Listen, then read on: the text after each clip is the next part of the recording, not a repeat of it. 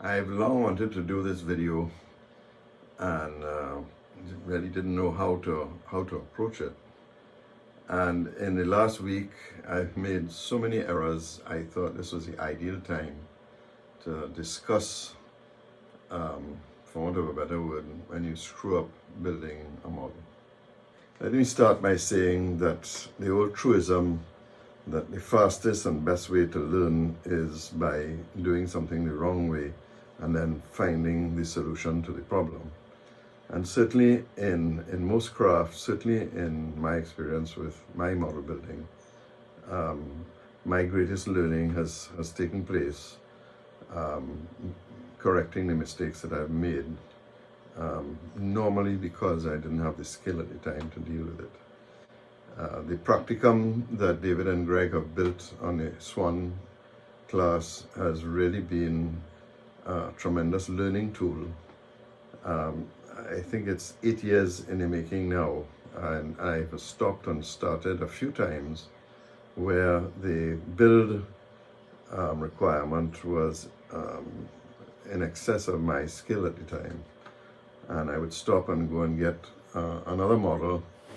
This was the process I used when I started framing the Swan and quickly ran into a skill issue of building the frames. So I got the Emma Berry, and that allowed me to get comfortable and to acquire the skills of how frames were used and how they were built. I don't think there's a single modeler, no matter how good he is today, that his career isn't littered with errors and mistakes that he made as his learning curve progressed. And in a real sense, that's the challenge in front of you. If you're an amateur model and you're building a model and you make an error and you fix it, and it's very early in your days, and you simply want a pretty boat to sit on a shelf, there's absolutely nothing wrong with putting the model with the error on your mantle.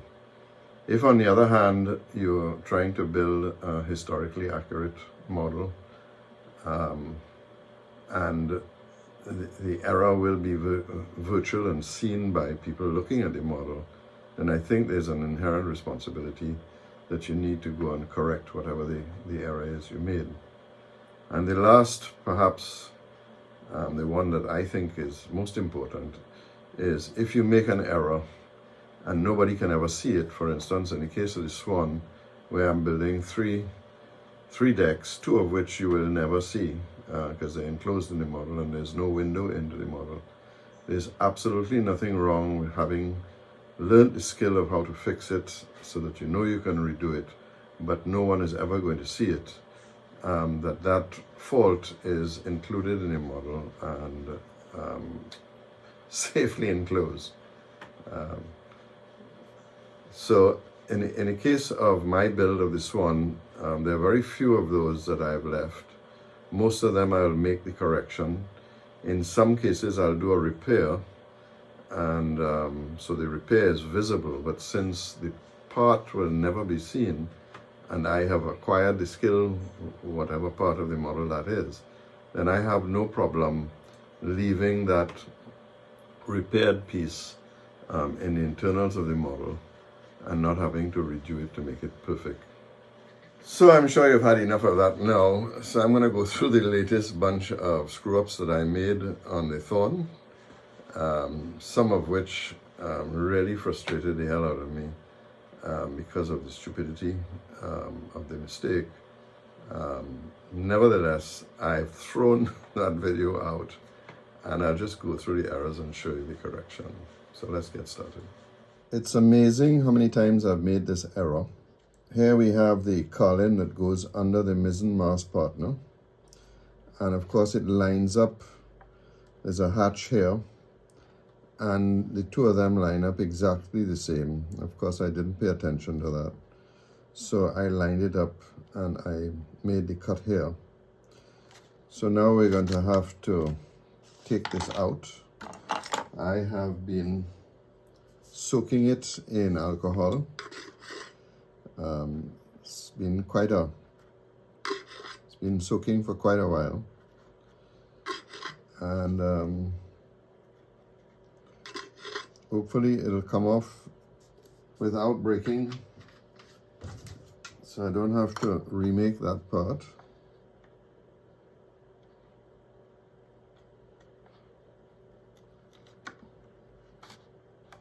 There we go. Okay.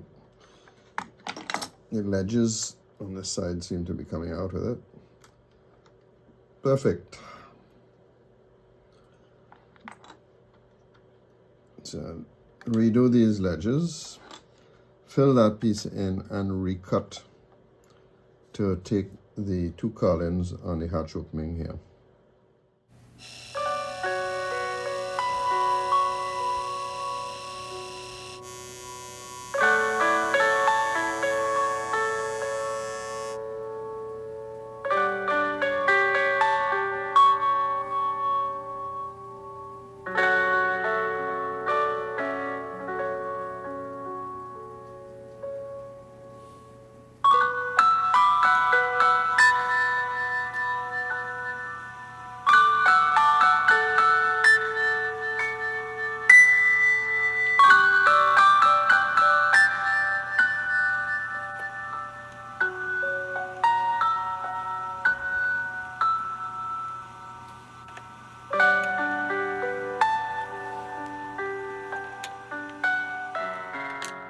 Well, what's going on here? Seems we've been here before.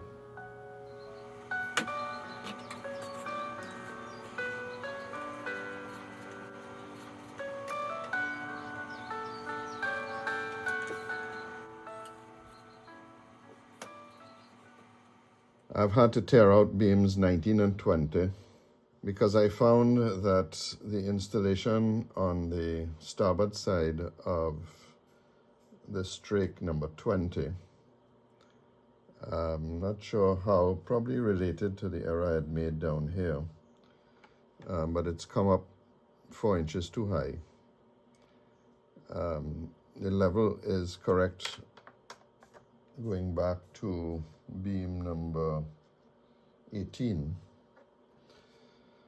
So I now have to take this back down so that it's the correct height.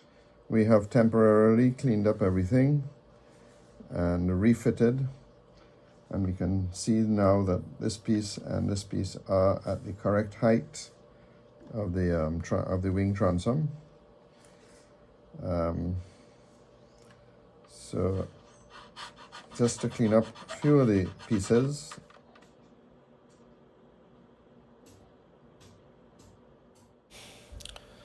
So 20 is in. We've re-established the collins that take the hatch opening, and we're putting the hanging knees on. And really now we're thinking about putting 21 and 22 in, which are going to require us to cut into the wing transom. We use the caliper to establish where the beam goes, and we've cut into the wing transom and used a chisel. David doesn't say whether it was a slot or the same type of join. I'm going to guess that in the real world it was a slot, but that would be very difficult to do with the chisel. So we're using the same sloping join, and we've actually made it up already, and you can see that it fits quite neatly in. And then once that's done, re-establish the center line on each piece so that when we put the collins in, they're correctly spaced.